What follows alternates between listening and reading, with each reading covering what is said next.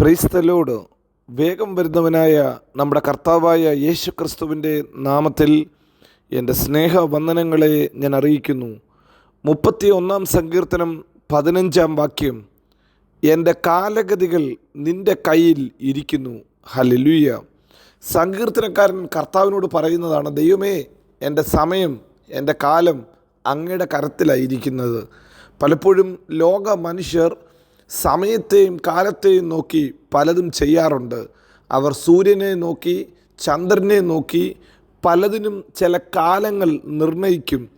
മനുഷ്യർ പറയും, ഇന്ന സമയത്ത് ഇന്നത് ചെയ്താൽ, ഈ സമയത്ത് ഇന്ന കാര്യങ്ങൾ ചെയ്താൽ അത് വളരെ നല്ലതായിരിക്കും. ഹല്ലേലൂയ. ഓരോ ദിവസവും അതതിൻ്റെ സമയം അവർ നിയമിക്കും. ഇന്ന സമയത്ത് പുറപ്പെടരുത്, ഇന്ന സമയത്തിന് നല്ല മുഹൂർത്തങ്ങളുണ്ട്, നല്ല സമയമുണ്ട് എന്നൊക്കെ പറയുമ്പോൾ ഇതാ സങ്കീർത്തനക്കാരന് ഒരു കാര്യം ഉറപ്പാണ്, എൻ്റെ സമയം കർത്താവിൻ്റെ കയ്യിലായിരിക്കുന്നത്. നിങ്ങൾക്കറിയാമല്ലോ, പഴയ നിയമത്തിൽ ദൈവത്തിൻ്റെ ഒരു കൽപ്പന അങ്ങനെ തന്നെയുണ്ട്. നിങ്ങൾ ആ ഒരു സമയം നോക്കരുത്. ലോകജാതികൾ സൂര്യനെയും ചന്ദ്രനെയും നോക്കി തങ്ങളുടെ കാലഗതികളെ നിർണയിക്കുന്നു, തങ്ങളുടെ സമയത്തെ നിർണയിക്കുന്നു. എന്നാൽ ഒരു ദൈവ പൈതലിന് ഇതിനും അപ്പുറത്ത് സമയത്തെ നിയന്ത്രിക്കുന്ന ഒരു കർത്താവിനെ നന്നായിട്ടറിയാം. സമയത്തെ തൻ്റെ കരങ്ങളിലെടുക്കുന്ന ഒരു കർത്താവിനെ നന്നായിട്ടറിയാം. അവൻ കാലസമ്പൂർണതയിൽ സ്ത്രീയിൽ നിന്ന് ജനിച്ചവനായി, ന്യായപ്രമാണത്തിന് കീഴുള്ളവനായി, ഹല്ലേലൂയ, നമുക്ക് വേണ്ടി ഭൂമിയിൽ വന്ന ദൈവമത്രേ. അങ്ങനെയെങ്കിൽ അവന് നമ്മുടെ ഭാവിയെക്കുറിച്ച്, നമ്മുടെ സമയത്തെക്കുറിച്ച്, നമ്മുടെ നാളുകളെക്കുറിച്ച് നന്നായി അറിയാവുന്നവനത്രേ. അവൻ്റെ കരങ്ങളിൽ നമ്മുടെ ഫ്യൂച്ചർ ഇരിക്കുമ്പോൾ, നമ്മുടെ ടൈം ഇരിക്കുമ്പോൾ നാം എന്തിനാ ഭയപ്പെടേണ്ടത്? നാം എന്തിനാ മറ്റുള്ളതിനെക്കുറിച്ച് ആലോചിക്കേണ്ടത്? അപ്പസ്തോലനായ പത്രോസ് തൻ്റെ ലേഖനത്തിൽ അതുകൊണ്ട് ഇപ്രകാരം പറയുന്നുണ്ട്, അതുകൊണ്ട് അവൻ നിങ്ങളെ തക്ക സമയത്ത് നിങ്ങളെ ഉയർത്തുവാൻ നിങ്ങൾ അവൻ്റെ ബലമുള്ള കൈക്ക് കീഴെ താണിരിക്കണം. നിങ്ങളുടെ ഉയർച്ച ഇരിക്കുന്നത് മനുഷ്യരുടെ കയ്യിലല്ല, കർത്താവിൻ്റെ കരത്തിലായിരിക്കുന്നത്. അതുകൊണ്ട് അതതിൻ്റെ സമയത്ത് അവൻ നമ്മെ ഉയർത്തും. അതതിൻ്റെ കാലഘട്ടത്തിൽ ഉയർത്തേണ്ടവനെ അവൻ ഉയർത്തും. പ്രിയരെ, അങ്ങനെയെങ്കിൽ കർത്താവിൻ്റെ ബലമുള്ള കൈക്ക് കീഴെ താണിരിക്കുക എന്നുള്ളത് നമ്മൾക്ക് പരിശുദ്ധാത്മാവ് തരുന്ന വലിയ ഉപദേശമത്രേ.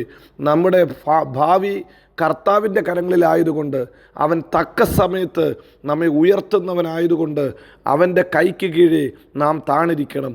ഉയർച്ചയ്ക്ക് വേണ്ടി പലരും പറയും, ഇന്ന സമയത്ത് വരും.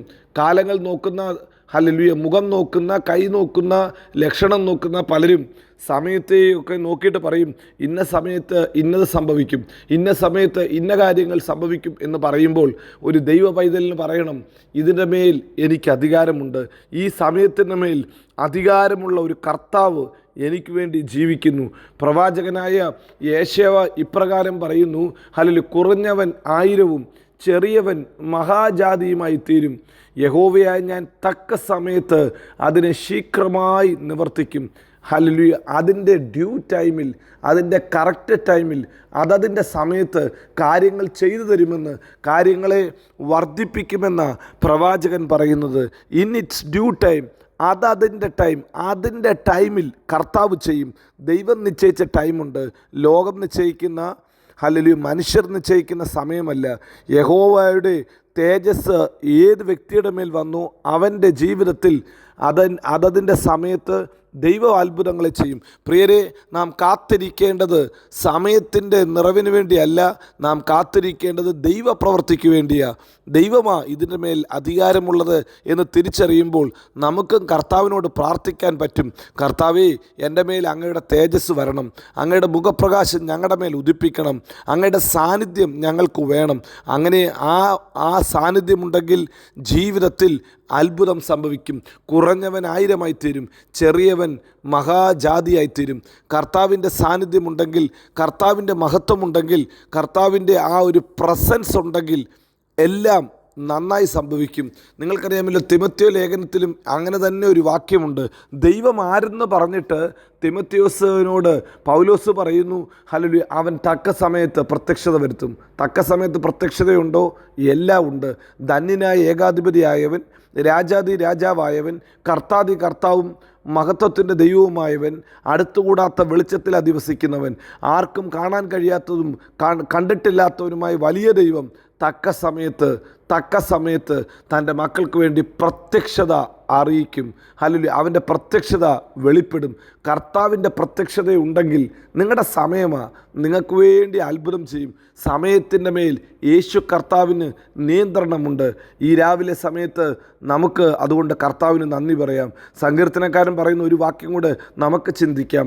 തക്ക സമയത്ത് തീൻ കിട്ടേണ്ടതിന് ഇവയൊക്കെയും നിന്നെ കാത്തിരിക്കുന്നു എന്ന് സങ്കീർത്തനക്കാരൻ പറയുന്നു. സങ്കീർത്തനക്കാരൻ ഹല്ലേലൂയ സമുദ്രത്തിലെ മത്സ്യങ്ങളെയും ആകാശത്തിലെ പറവുകളെയും ഭൂമിയിലെ ജന്തുക്കളെയൊക്കെ നോക്കിയിട്ട് പറയുക, കർത്താവ് ഇവയെല്ലാം ഉണ്ടാക്കിയ ദൈവം. എന്നിട്ട് ഈ മൃഗങ്ങളും ഈ പക്ഷികളും തക്ക സമയത്ത് ആഹാരം കിട്ടുമെന്ന് ഓർത്ത് കർത്താവിനെ നോക്കുന്നു.